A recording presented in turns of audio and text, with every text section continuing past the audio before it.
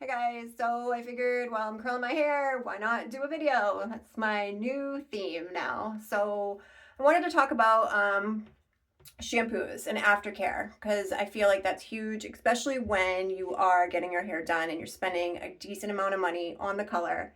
You don't want to spend all this money on this color, go home, wash your hair after a couple days, and then it just wash out, which can happen. Sometimes people come in and they get their color done and say it's a darker color or red, and they go home and use their shampoo they've been using forever, but they weren't coloring their hair really. And they're like, oh no, my color is completely gone. I don't know what happened.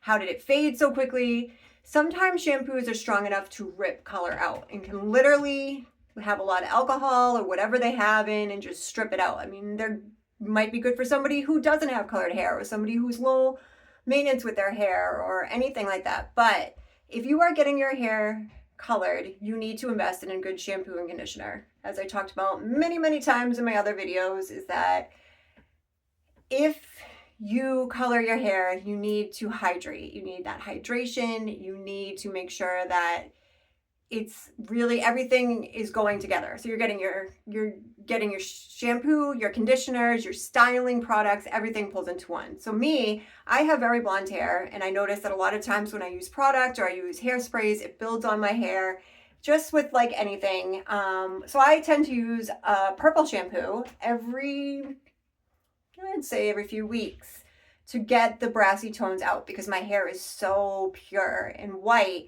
that any little thing that I put on my hair is going to show. So I need to make sure that I'm balancing that out and taking, even from what I'm doing right now, heat can actually just color your hair. Believe it or not, heat.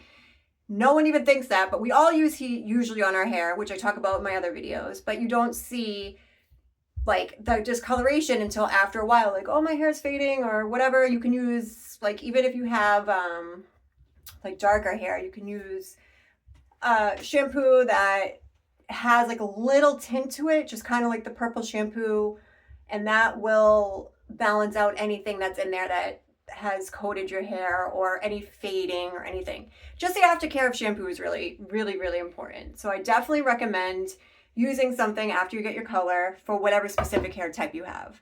Me, I love this one, Goldwell. Can't go wrong. It's a great shampoo. It has everything in here that I need. If I use a deeper shampoo, a deeper purple shampoo, excuse me, sometimes I realize that it will turn my hair literally purple. So that's the thing. If you overuse purple shampoos, it will color your hair. And I don't know if a lot of people know that because sometimes I see them come in and I'm like, oh, did you put a little purple in your hair? A little tint? Like, oh no, I'm using that purple shampoo. And I'm like, oh, okay. Well, why don't we tone it down a bit? Because you only need to use that 1 to 2 times a week. Even my own mom was like, you know, I have the shampoo in the shower. What do you think? And I'm like, well, that's great, but you really don't need a purple shampoo. I don't really know why you have that unless you're using it for when we highlight your hair after. But she bought it. She wasn't thinking like, oh, this looks like it's good for blondes, so I'm going to use it. So most of the time when you're your hairdresser, I definitely would recommend asking what to use for follow-up care. That is huge. It's very important. I don't say I even guarantee a color if you're not keeping up with the products to maintain after.